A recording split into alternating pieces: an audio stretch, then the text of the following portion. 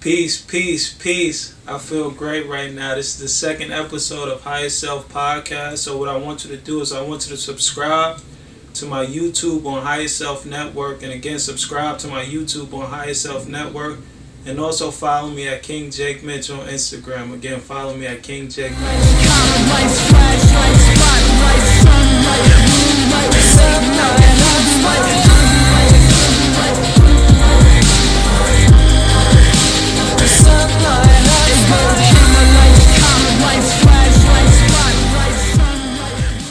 Peace, my name is Jaton. I go by Jake. Jake stands for Jaton's a King every day. And something that was on my mind today was why, and I think that question is so important, we should always ask ourselves why we do everything, why do we eat the way we eat, why do we think the way we think, why do we work, why do we pay bills, why do we go to places that we go, but also why do we go against how we feel.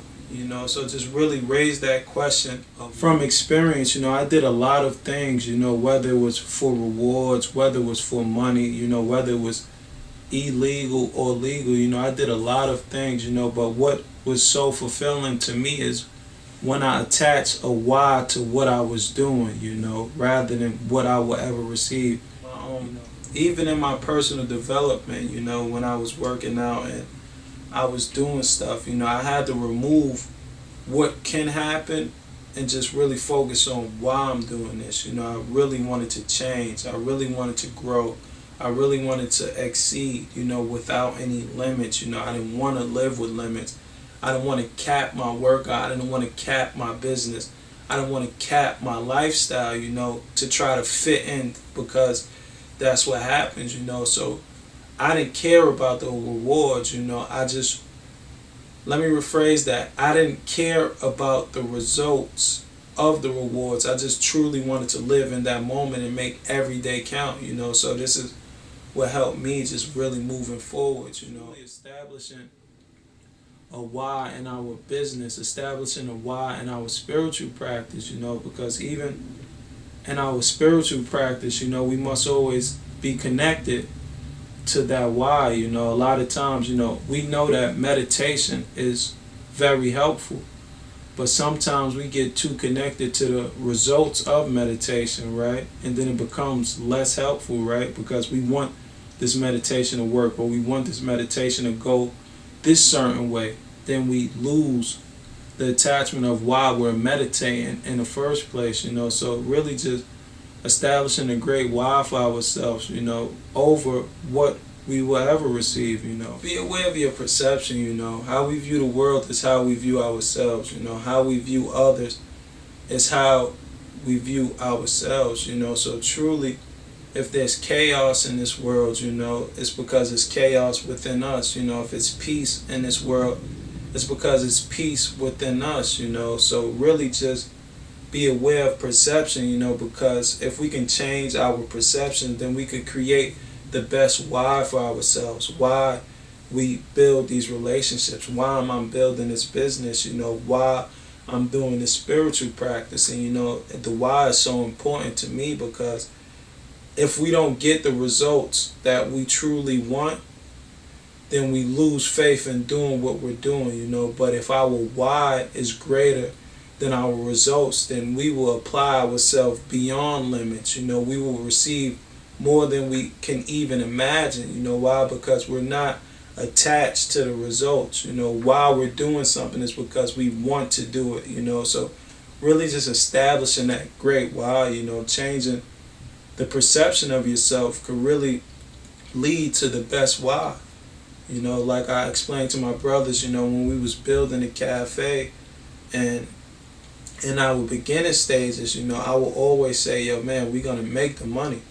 I'm sure of that, but why we do this? Why are we putting this cafe here, Why do we think people need this food, Why do you think people need a space to grow? And at the highest level of myself, it was truly inspirational, because I believe that people needed something to where they can feel appreciated of themselves, and that can help them kind of kickstart and create a great why for themselves. It all starts with personal development, so that's why it's so important that we reprogram our minds daily. It's so important that we reprogram our bodies daily, and it's so important that we seek the tools that can help us reprogram. Just from experience, we've been heavily indoctrinated since we came into this earth, just through medical practices, through school institution, through foods, through environments, through trauma, through so much, it's just been a consistent, heavily indoctrination, so it's important that we reprogram ourselves daily so that we can operate at our best level self. A lot of times we don't achieve the goals that we set for ourselves because we don't have the environment, the physical environment to nurture a great idea, but also we don't have the inner environment. Why? Because our own existence is working against us. When we get a new idea, or we get a high level idea or a higher idea that we may feel that's too big to achieve, our own mind, our own body will make sure that we don't achieve these goals, you understand? Because we didn't reprogram ourselves to create the environment to make anything possible, So really just understanding mindset, understanding self, and understanding who you are to truly reprogram your mind, reprogram your body to create the best why for yourself. Now we establish a why